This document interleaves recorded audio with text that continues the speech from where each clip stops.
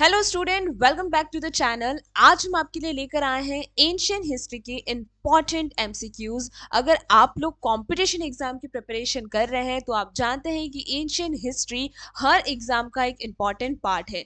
ये जितने भी एमसीक्यूज हैं वो आपके लिए इंपॉर्टेंट हो जाएंगी क्योंकि कंपटीशन एग्जाम में काफी एंशियंट हिस्ट्री से क्वेश्चन पूछे जाते हैं। एक और चीज मैं यहाँ पर बता देना चाहती हूँ, जितने भी एमसीक्यूज हैं वो ऑलरेडी इन टॉपिक से ऑलरेडी क्वेश्चन एग्जामिनेशन में पूछे जा चुके हैं और मैं हर क्वेश्चन के साथ में यहाँ पर प्रीवियस ईयर एग्जामिनेशन यहाँ पर मेंशन आउट करूंगी कि कौन सा क्वेश्चन जो है वो कौन से एग्जाम में आ चुका है या फिर उसके रिलेटेड क्वेश्चन पूछा जा चुका है, जिससे आपको पता चलेगा कि नहीं, ये क्वेश्चन बहुत ही इंपॉर्टेंट होने वाला है। साथ ही में लेक्चर अगर पसंद आ जाए आपको तो प्लीज एक लाइक शेयर सब्सक्राइब कर देना, क्योंकि आप हमेशा भूल जाते हैं लाइक करना, शेयर करना और सब्सक्राइब करना। तो प्लीज लाइक शेयर सब्सक्राइब कर दीजिएगा। शुरू करते हैं। क्वेश्चन नंबर 1 हमारा यहाँ पर है, सिंधु घाटी सभ्यता वह कौन सा एकमात्र शहर है जहां कृत्रिम घोड़ीवाड़ा यानी डॉकयार्ड मिला था। सिंधु घाटी सभ्यता का वह कौन सा एकमात्र शहर है जहां कृत्रिम घोड़ीवाड़ा यानी डॉकयार्ड मिला था। ऑप्शन ए है हड़प्पा, ऑप्शन बी है मोहनजोदाड़ो, ऑप्शन सी है लोथल और ऑप्शन डी है यहाँ पर कालीबंगाल। एक चीज कि अगर आपको आंसर्स आते हो तो आप इसे एक क्विज की तरह भी ले सकते हैं और कमेंट सेक्शन में आंसर दे सकते हैं।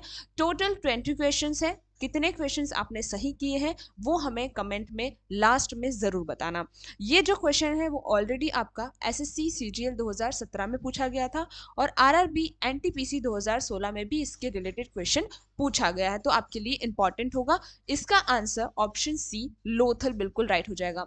यानी जो सिंधु घाटी सभ्यता है, लोथल जो है वो एकमात्र शहर है जहां पर हमें गोदीवाड़ा यानी डॉकयार्ड मिले थे। क्वेश्चन नंबर 2, किस प्राचीन वेद को भारतीय संगीत का जनक यानी फादर ऑफ इंडियन म्यूजिक माना जाता है। किस प्राचीन वेद को भारतीय संगीत का जनक यानी फादर ऑफ इंडियन म्यूजिक माना जाता है।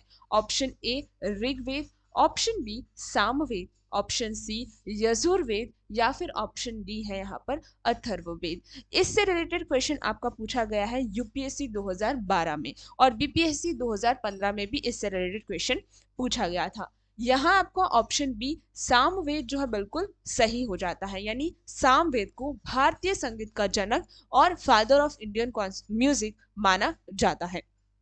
क्वेश्चन नंबर 3 है, सत्यमेव जयते शब्द किस प्राचीन उपनिषद से लिया गया है जो भारत का राष्ट्रीय आदर्श वाक्य है। सत्यमेव जयते शब्द किस प्राचीन उपनिषद से लिया गया है जो भारत का राष्ट्रीय आदर्श वाक्य है। ऑप्शन ए है Kathopanishad, option B Mundakopanishad, option C Ishopanishad या फिर ऑप्शन डी है केनोपनिषद। तो इससे रिलेटेड क्वेश्चन आपका एसएससी एमटीएस 2019 में और यूपीपीएससी 2013 में पूछा गया था। ऑप्शन बी मुंडक उपनिषद बिल्कुल सही हो जाता है। मुंडक उपनिषद बिल्कुल सही हो जाता है। सत्यमेव जयते जो है वो मुंडक उपनिषद से लिया गया शब्द है। क्वेश्चन नंबर 4 देखिए, वह कौन सा महाजनपद था जिसकी राजधानी तक्षशिला थी और जो शिक्षा का वैश्विक केंद्र था। वह कौन सा महाजनपद था जिसकी राजधानी तक्षशिला थी जो शिक्षा का वैश्विक केंद्र है। ये देखिए कितना क्वेश्चन आपको घुमाकर पूछा गया है।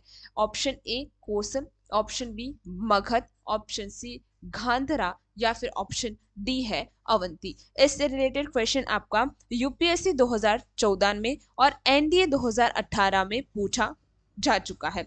ऑप्शन सी गांधार बिल्कुल सही हो जाएगा। क्वेश्चन नंबर 5 देखिए, गौतम बुद्ध ने अपना प्रथम उपदेश धर्म चक्र प्रवर्तन किस स्थान पर लिया। गौतम बुद्ध ने अपना प्रथम उपदेश धर्म चक्र प्रवर्तन किस स्थान पे लिया। Option A Bodh Gaya, option B Lumbini, option C Sarnath या फिर ऑप्शन डी है कुशीनगर। इससे रिलेटेड क्वेश्चन आपका बीपीएससी 2018 में और एसएससी सीपीओ 2017 में पूछा गया था। ऑप्शन सी सारनाथ बिल्कुल करेक्ट हो जाता है। क्वेश्चन नंबर 6 है, अष्टाध्यायी के लेखक कौन है जिसे दुनिया का पहला व्याकरण ग्रंथ माना जाता है। अष्टाध्यायी के लेखक कौन है जिसे दुनिया का पहला वाक्यकरण कहा जाता है, व्याकरण कहा जाता है। Option A Kalidas, option B है पाणिनि, ऑप्शन सी कौटिल्य और ऑप्शन डी है चरक। इससे रिलेटेड क्वेश्चन आपका यूपीएससी 2015 में और आरआरबी ग्रुप डी 2018 में पूछा गया था। ऑप्शन बी पाणिनि बिल्कुल सही हो जाता है। अष्टाध्यायी के लेखक पाणिनि है, जो कि एक व्याकरण ग्रंथ है। क्वेश्चन नंबर 7, जैन धर्म के 24वें और अंतिम तीर्थंकर भगवान महावीर का जन्म कहाँ हुआ था? जैन धर्म के 24वें और अंतिम तीर्थंकर भगवान महावीर का जन्म कहाँ हुआ था? पावपुरी, कंडग्राम, वैशाली, लुम्बिनी या फिर पाटलिपुत्र।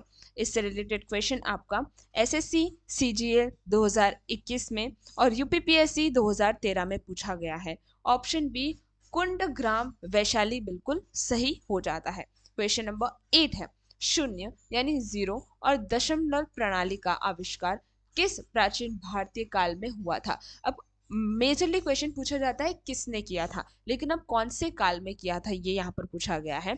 शून्य यानी जीरो का दशमलव प्रणाली का आविष्कार किस प्राचीन भारतीय काल में हुआ था? मौर्य काल, कृषाण काल, गुप्त काल या फिर मुगल काल। इससे रिलेटेड क्वेश्चन आपका आरआरबी एनटीपीसी 2016 के अंदर और एमपीपीएससी 2014 में पूछा गया था और ऑप्शन सी गुप्त काल यहाँ पर सही हो जाता है। क्वेश्चन नंबर 9 है, विश्व प्रसिद्ध अजंता की गुफाओं की चित्रकारी किस धर्म की कहानी से प्रेरित है? विश्व प्रसिद्ध अजंता की गुफाएं की चित्रकारी किस धर्म की कहानी से प्रेरित है? जैन धर्म, बौद्ध धर्म, शैव धर्म या फिर वैष्णव धर्म। इससे रिलेटेड क्वेश्चन आपका यूपीएससी 2011 के अंदर और एसएससी सीजीएसएल 2020 में पूछा गया था। ऑप्शन बी बौद्ध धर्म बिल्कुल सही हो जाता है। क्वेश्चन नंबर 10 है, किस प्राचीन राजा को भारत का नेपोलियन कहा जाता है जिसने कभी कोई युद्ध नहीं हारा? चंद्रगुप्त मौर्य, समुद्रगुप्त, अशोक महान या फिर ऑप्शन डी है कनिष्क। इससे रिलेटेड क्वेश्चन आपका सीडीएस 2019 में और यूपी एसएससी पीईटी 2021 में पूछा गया था। यहाँ आपका ऑप्शन बी समुद्रगुप्त बिल्कुल सही हो जाता है। क्वेश्चन नंबर 11 देखिए, यहाँ पे देखिए, विक्रम संवत की शुरुआत किस प्राचीन राजा ने की थी? विक्रम संवत की शुरुआत किस प्राचीन राजा ने की थी? कनिष्क, चंद्रगुप्त द्वितीय जिसे विक्रमादित्य बोला जाता है, हर्ष या फिर अशोक। इससे रिलेटेड क्वेश्चन आपका पूछा गया है एसएससी एमटीएस 2021 में और आरएस 2012 में भी पूछा गया था।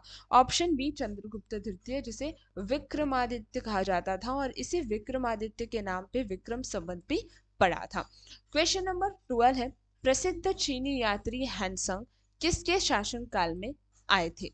प्रसिद्ध चीनी यात्री हैंसंग किसके शासनकाल में आए थे? चंद्रगुप्त मौर्य, हर्षवर्धन, कनिष्क या फिर समुद्रगुप्त। इससे रिलेटेड क्वेश्चन आपका यूपीएससी 2017 में और जेपीएससी 2016 में पूछा गया था और ऑप्शन बी हर्षवर्धन बिल्कुल सही हो जाता है। क्वेश्चन नंबर 13 है, प्राचीन भारत के चिकित्सा शास्त्र के पिता यानी फादर ऑफ सर्जरी किसे कहा जाता है?